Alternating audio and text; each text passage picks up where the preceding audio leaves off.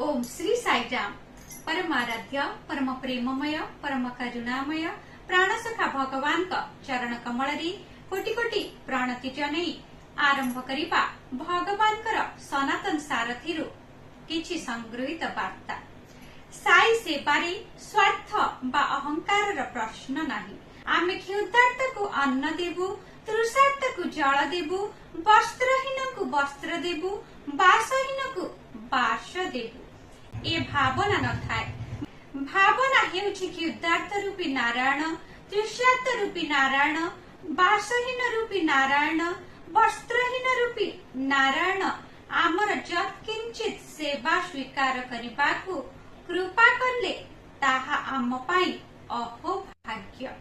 साई सेवारे दाता बड़ ओ ग्रहिता सान नुहे, ग्रहिता ही स्वयं भगवान।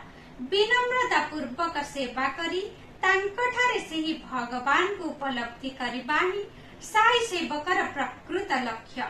यह छड़ा अन्य जेकोसी भावना रहिले ताहा बाबांक भाषारे साई सेवा नुहे बरं सोई सेवा अर्थात लोक देखाणिया सेवा, जहाकू भगवान आदौ पसंद करती नाही। स्वामी सबुबेले कहती सेवा एपरि कर ताकू ओलटाइले बासे। अर्थ आमर सेवा एपरि हेबा दरकार ताहा जन समाज को बासिला परि अनुभव हेबो। शुभ सकाळ, आपणकर दिनटी मंगलमय हेउ। जय साईराम।